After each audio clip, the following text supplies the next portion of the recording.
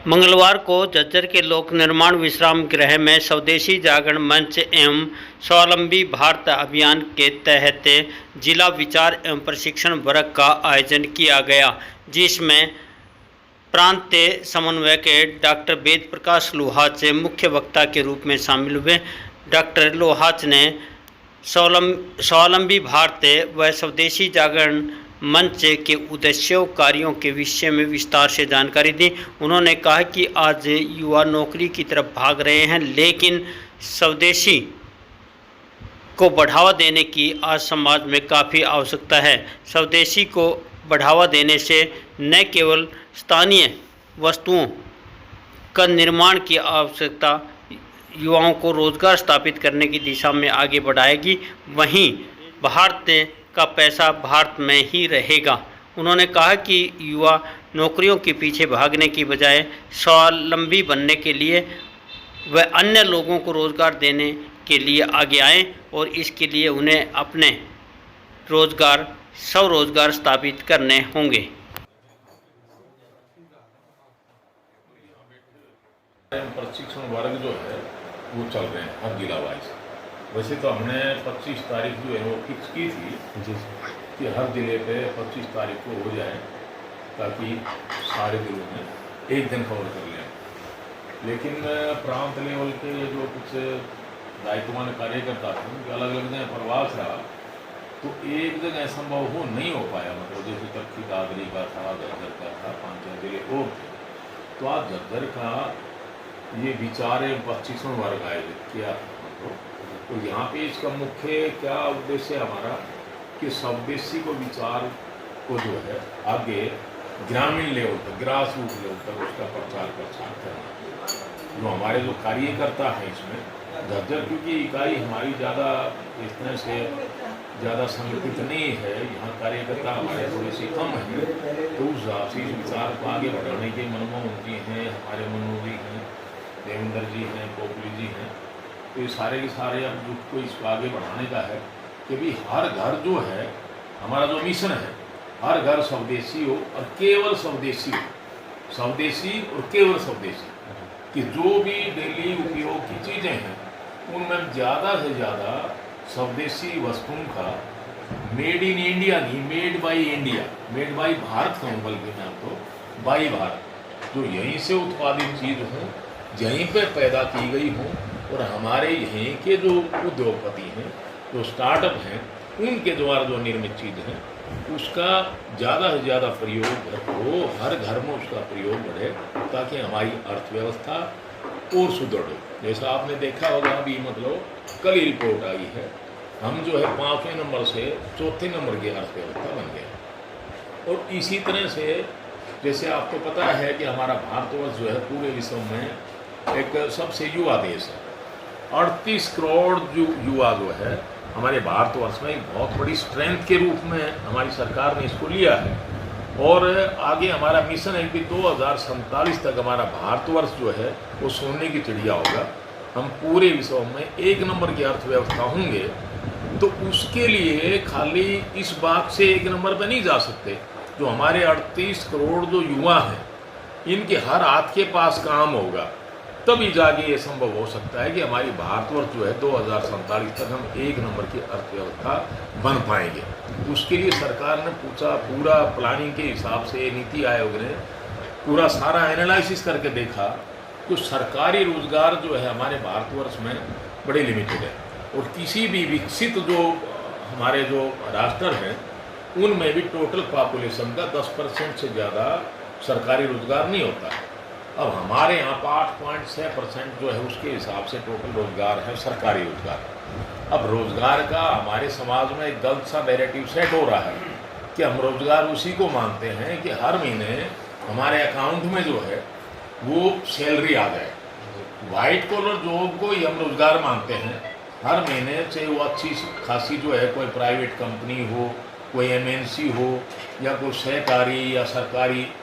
Job हो, और हर महीने हमारे अकाउंट में पैसा सैलरी के रूप में ये आ गया, उसको मानते हैं रोजगार।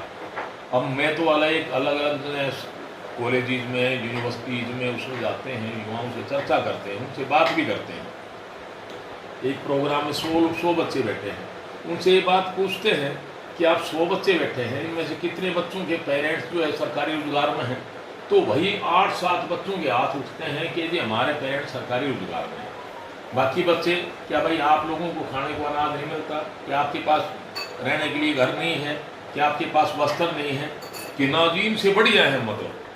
जो लोग अपना व्यवसाय करते हैं, अपना धंधा करते हैं, अपना ढंग से आगे चला रहे हैं, उनका, बल्कि मैं तो कंपैरेटिवली ये कहूँगा कि आज के दिन जरूरत इस बात की है कि आप जॉब सीकर नहीं, जॉब प्रोवाइडर बनिए।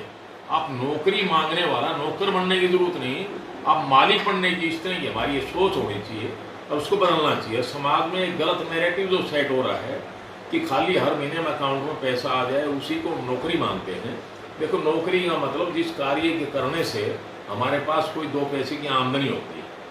2 पैसे का रोजगार जो है, कोई भी काम करो, लेकिन वो काम जो है सोशली एक्सेप्टेबल होना चाहिए और लीगली जो है वो काम हमारा फिट होना चाहिए। अगर 2 बातें उस काम में है, चाहे कोई भी कार्य आप कर रहे हो, और उस काम को करने से किसी तरह का अर्थ का जो है वो आपका सर्जन होता है, तो उसी हिसाब से जब हमारे जो 38 करोड़ युवा जो हैं, सबसे जो एक तरह से हमारा युवा देश है पूरे विश्व में, ये 38 करोड़ युवाओं को सरकार ने पूरा एनालिसिस करके देखा कि सरकारी रोजगार तो हर किसी को नहीं दे सकते, तो सरकार ने आगे बढ़ के कि भी उन युवाओं को एक तो ये नैरेटिव जो गलत सेट हो रहा है उसको चेंज किया जाए। और एक इनको सबसे बड़ी दिक्कत रहती है, देखो किसी भी काम को शुरू करने के लिए 5 बेसिक चीज़ें होती है, land, labour, capital, management, entrepreneurship. हमारे यहाँ पे जो है पूरे विश्व में 2.4% पूरे विश्व की जमीन हमारे पास है, लेकिन ये एक और बड़ी बात है कि पूरे विश्व में जो जोत के लायक जो भूमि है वो पूरे विश्व में भारतवर्ष में सबसे ज़्यादा है, भारतवर्ष में सबसे ज़्यादा है। जमीन हमारे पास 2.4%, हमारे पास जनसंख्या 17.8% पूरे विश्व की, और पॉपुलेशन जो है इतनी है कि 1 नंबर पर हम पहुँच गए। अब इन युवाओं को रोजगार देने के लिए सारा एनालिसिस करने के बाद में सरकार ने देखा कि लैंड हमारे पास लिमिटेड है, जो लेबर है वो सरप्लस में है, कैपिटल की सबसे बड़ी प्रॉब्लम रहती है, पूंजी नहीं है। लोगों को कहते हैं अपना धंधा शुरू कर लो भाई, कि जी पैसे नहीं है जी, तो पैसे के लिए सरकार ने स्टार्टअप शुरू करने के लिए, छोटी मोटी इंडस्ट्री सेटअप करने के लिए, कोई अपना काम धंधा शुरू करने के लिए अनेक योजनाएं दे दी। दुनिया भर की लोन की इतनी स्कीम है, बड़ी नॉमिनल से रेट ऑफ इंटरेस्ट पे, कि और कुछ तो बगैर कोलेटरल सिक्योरिटी के, मतलब क्योंकि कोलेटरल सिक्योरिटी की बड़ी भारी प्रॉब्लम होती थी लोगों के पास देने के लिए कि भी लोन तो ले लें लेकिन कोलेटरल सिक्योरिटी तो हमारे पास नहीं है, उसके बगैर बैंक पैसे नहीं देते थे। तो सरकार ने ये भी व्यवस्था बना दी कि भी बगैर कोलेटरल सिक्योरिटी ये भी आप जो है लोन हमारे जो युवाओं को उनको दोगे, ताकि अपना स्टार्टअप करें और अपना धंधा शुरू करके। बड़ी सीधी सी बात है, कोई आदमी अपना काम शुरू करता है तो वो अपने साथ में 4 युवाओं को और भी रोजगार देता है, और जैसे जैसे आपका धंधा बढ़ेगा, अब देखो कई सारे लोग ऐसे हैं जहाँ पे एजुकेशन का इतना रोल नहीं है, जहाँ स्किल इम्प्रूवमेंट का जो है वो ज़्यादा रोल है। आपके पास कोई न कोई स्किल होनी चाहिए और काम करने का उत्साह होना चाहिए, और आपका जो एक माइंडसेट इस तरह का हो कि मैं कोई भी काम अगर ईमानदारी से करता हूँ तो निश्चित रूप से आगे बढ़ता है। और जब ये सारे युवाओं के पास, हर आपके पास काम होगा और ये अपना काम करने के लिए आगे निकलेंगे, तो निश्चित रूप से जो है हमारा भारतवर्ष 2047 में जो है सोने की चिड़िया होगा। लेकिन एक और चैलेंज साथ में आ रहा है, जैसे जापान है, USA है, कई और जो कंट्रीज हैं, कि इनमें, चाइना है, इनमें जो बुजुर्गों की संख्या ज़्यादा होगी, युवाओं की संख्या घट रही है। हमारे यहाँ पे भी एक ये चैलेंज आगे और आता जा रहा है कि इसी तरह से जैसे हमारी TFR रहा, टोटल फर्टिलिटी रेट, कि 1.9 के आसपास है। अब आपने देखा होगा देहात में भी जो है वो ज़्यादा से ज़्यादा 2 तक रुक जाते हैं। एक बच्चा, कुछ तो एक पे ही बंद हो गए, मतलब एक बच्चा पैदा किया और ठीक है, लड़का है लड़की है भाई, ज़्यादा खर्चे, इतने खर्चे हो भी गए, बात भी सही है, खर्चे ज़्यादा बढ़ भी गए, लेकिन एक की बजाय अब आगे ज़रूरत है कि कम से कम 3 बच्चे जो है एक कपल पैदा करे, तो ही हमारा देश युवा रह पाएगा। अदरवाइज तो आगे आने वाले टाइम में जो चाइना और जो USA, जो ये जापान जो है, ये हमारे जो यहाँ पे वृद्धों की संख्या ज़्यादा होगी, खाने वाले ज़्यादा हैं, कमाने वाले कम हैं, तो निश्चित रूप से अर्थव्यवस्था हमारी तो ऊपर नहीं बढ़ेगी। वो भी हमने मेंटेन करना पड़ेगा। जो हमारे 48 करोड़ युवा हैं, इनको भी हमारे स्किल जो है इम्प्रूवमेंट करके इनका रोजगार जो है हर हाथ को काम देना पड़ेगा, तो ये हमारी जो है आगे अर्थव्यवस्था बढ़ेगी। और स्वदेशी यानी कि एक नारा है सीधा हमारा कि स्वदेशी, केवल स्वदेशी, हर घर स्वदेशी, हर युवा उद्यमी होगा तो ये निश्चित रूप से हमारा भारतवर्ष जो है आगे बढ़ेगा। और तभी संभव हो सकता है कि हमारे यहाँ पे जो निर्मित चीजें हैं उनका ज्यादा से ज्यादा उपयोग। जी सर, कोई हेल्पलाइन नंबर है अपना, कोई पूछना चाहे इस बारे में, कोई चर्चा करना चाहे? हाँ, कोई चर्चा करना चाहे तो वैसे हेल्पलाइन तो बाकी हमने mySBA.co.in जी, एक ये हमने मतलब वो बना रखी है mySBA.co.in। मान लो कोई युवा है, वो अपना धंधा शुरू करना चाहता है, तो उसको पहली बात तो ये नहीं पता कि भी कौन कौन से स्टार्टअप हैं जो यहाँ पे वाइबल हैं। अलग अलग ज़िले में अलग अलग जो है स्ट्रेंथ हैं, अलग अलग वीकनेस हैं। तो mySBA.co.in पर आप जाएंगे, कोई युवा जाएगा, उस पर सर्च करेगा ऑनलाइन मतलब, तो उस पर सारी चीज़ें आ जाएंगी कि भी ये स्टार्टअप हैं, इन पे आपको जो उपयुक्त लगता है, जिसमें आपका नॉलेज है, जिसको आप अच्छे से आगे बढ़ा सकते हैं, उसके लिए फिर आगे उससे आगे फर्दर और मिलेगा कि भी इसके लिए क्या क्या रॉ मटेरियल चाहिए, इसके लिए क्या क्या मशीनरी चाहिए, वो कहाँ से मिलेगा, उसके लिए आप कहाँ से संपर्क करें, उसके बाद में फाइनेंस की रिक्वायरमेंट कितनी होगी, वो कौन देगा, कैसे उपलब्ध होगी, मतलब किस तरह से क्या क्या चीज़ें। तो सारे एक्सपर्ट के उस पर नंबर दिए हुए हैं, रॉ मटेरियल क्या चाहिए, क्या प्रोसेस हो गया, इसके लिए क्या ट्रेनिंग, किस तरह की ट्रेनिंग। बल्कि सरकार ने तो इतनी सुविधा दे रखी है कि युवाओं को अपना स्टार्टअप शुरू करने के लिए और इस मिशन को आगे बढ़ाने के लिए कि हमारा देश जो है यानी कि उद्योग आधारित देश हो, छोटे छोटे स्टार्टअप जो है वो ज़्यादा से ज़्यादा बढ़े, ताकि हमारी ग्रामीण अर्थव्यवस्था जो है वो जब तक सुधर रही होगी तब तक भारतवर्ष सुधर नहीं हो सकता। मेजोरिटी जो गांव में रहती है तो उसके लिए छोटे छोटे, क्योंकि पहले हमारी जो है 34.5% के आसपास पूरे वर्ल्ड इकोनॉमी में हमारा शेयर होता था, तो वो घट घट के अब 4% के आसपास आ गया। तो उसको बढ़ाने के लिए, क्योंकि पहले ग्रामीण